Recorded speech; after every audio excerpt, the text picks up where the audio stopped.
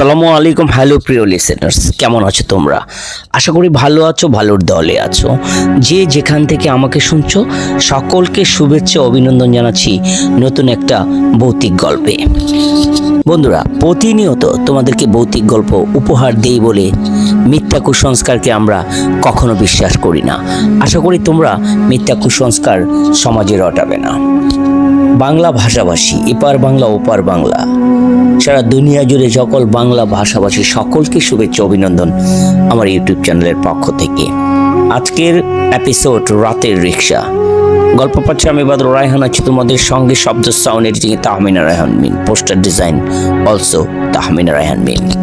তো আমরা গল্পে চলে যাওয়ার আগে যে কথা তোমাদেরকে বলছিলাম, যে যেখান থেকে শুনছো তোমাদের ভৌতিক গল্পগুলো আমরা অনেক সময় পেয়ে সেগুলোকে আবার এপিসোড আকারে দিয়ে থাকি। তোমাদের ভৌতিক গল্প থাকলে মেইল কিংবা হোয়াটসঅ্যাপে আমাদেরকে পাঠাতে পারো। আর যে যেখান থেকে আছো আশা করি চ্যানেলটা সাবস্ক্রাইব করে সঙ্গে থাকবে। তাহলে গল্পে ফিরে যাই। ঢাকার বাতাসের রাতে অদ্ভুত রকমের নীরব হয়ে যায়, বিশেষ করে শীতকালে। দোয়াটে বাতাস, হেলমেটের আলো যেমন গোলাটে লাগে। এমন এক ঠান্ডা ডিসেম্বর রাত সময় 1টা পেরিয়ে গেছে। গুলিস্তান থেকে সদরঘাটের দিকে যাচ্ছিলাম একেবারে। আমি রায়হান, পেশায় সাংবাদিক, একটা অনলাইন নিউজ পোর্টালে কাজ করি। দেরিতে অফিস শেষ হলো, বাস ছুটে গেল, কিছুতেই রিক্সা পাচ্ছিলাম না। অবশেষে একটা পুরনো কাঠের তৈরি রিক্সা এলো। রিক্সাওয়ালার গায়ে মলা ধুতি, কাঁধে পুরনো চাদর, মুখটা অস্পষ্ট দেখা যাচ্ছে না, কেবল চোখ জোড়া জলজল করছিল অন্ধকারে। কই যাবেন সাহেব? সদরঘাট, বললাম ক্লান্ত স্বরে। চলেন, উঠেন। আমি উঠলাম রিক্সায়। রিক্সা চলতে শুরু করলো, কিন্তু অদ্ভুত কোনো শব্দ হচ্ছে না। না চাকা ঘোরানোর শব্দ, না প্যাডেলের শব্দ। হঠাৎ গায়ে ঠান্ডা কাঁপুনি দিয়ে বয়ে গেল। রিক্সাওয়ালাটা যেন উড়ে চলছে। রাস্তায় গর্ত থাকা, তাও লাগছে না কোনো ধাক্কা, কোনো ব্রেক নেই। অথচ সামনে পিছনে একটা গাড়ি বা রিক্সা নেই। পুরো রাস্তা ফাঁকা, অথচ আমি জানি এই রুটে এমন ফাঁকা অসম্ভব। ভাই, আপনি কোন রাস্তা দিয়ে নিয়ে যাচ্ছেন? আমি জিজ্ঞাসা করলাম তাকে। চিন্তা করেন না, তাড়াতাড়ি পৌঁছায় দিমু, ঠান্ডা গলায় বলল সে। হঠাৎ চারপাশে ঘন কুয়াশা এলো, সামনে কিছু দেখা যাচ্ছে না। রিক্সাওয়ালা থামলো না। আমি মোবাইল বের করে দেখলাম নেটওয়ার্ক নেই। হঠাৎ একটা ঠান্ডা হাওয়া এসে আমার ঘাড়ে লাগলো। পেছনে তাকিয়ে দেখি রিক্সার পিছনে হ্যান্ডেলের পাশে একটা ছোট্ট মেয়ের মতো ছায়া বসে আছে। চোখে গভীর গলা শুকনো, চোখ দুটো শুধু সাদা, কোনো মনি নেই। আমি চিৎকার করতে গিয়ে গলা শুকিয়ে গেল। রিক্সাওয়ালার দিকে তাকিয়ে দেখি সে কিছু বলছে না। আমি সাহস করে জিজ্ঞাসা করলাম, আপনি কি রিক্সা চালান না অপরের সাথে কেউ কথা বলছেন?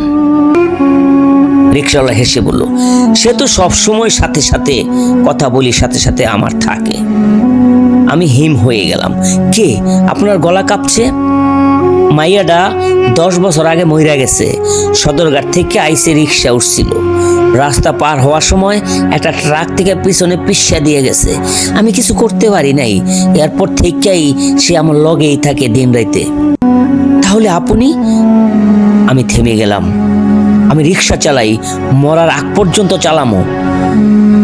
রিক্সা চালাইতে চালাইতে হঠাৎ চারপাশে অন্ধকার হয়ে গেল। আমি চোখ বন্ধ করে ফেললাম। চোখ খুলে দেখি একটা পুরনো কাঠের ঘরে বসে আছি। ঘরে আগুনের আলো, জানালার বাইরে রাত। রিক্সাওয়ালাটা বসে আছে আমার সামনে। আমি কিছু বললাম না। সে বলল, আমাকে কিছু দেখাই। একটা দৃশ্য আমার চোখের সামনে ফুটে উঠলো। একজন রিক্সাওয়ালা, তার সাথে ছোট্ট একটা মেয়ে সদরঘাটে নামছে। হঠাৎ ট্রাক এসে মেয়েটাকে চাপা দিল। মানুষ চিৎকার করে রক্ত রক্ত। রিক্সাওয়ালা বাঁচাতে পারেনি। এরপর থেকে সে পাগলের মতো হয়ে যায়।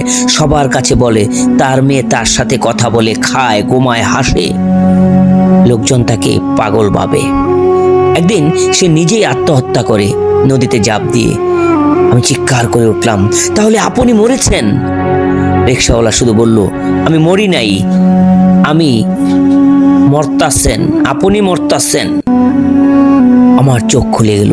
আমি রাস্তার পাশে পড়ে আছি, আমার মাথায় রক্ত, চারপাশে লোকজন। কেউ একজন বলছে রিক্সা উল্টে পড়েছিলেন, মাথায় প্রচন্ড আঘাত পেয়েছেন। একজন পুলিশ বলল, রিক্সাওয়ালা কই? কোনো রিক্সাওয়ালা তো দেখছি না, রিক্সাটা এমনিতেই চালাচ্ছিল মনে হয়। আমি উঠে বসার চেষ্টা করলাম, কিন্তু চোখে পানি চলে এলো। পেছনে তাকিয়ে দেখি রাস্তার এক পাশে একটা ছোট্ট মেয়ের ছবি, পুরনো ব্ল্যাক অ্যান্ড হোয়াইট, নিচে লেখা ফারজানা মৃত, 2008 সদরঘাট রোড। আমি জানি না আমি বেঁচে ফিরেছি, কিন্তু সেই রাতে বদলে দিয়েছে আমাকে।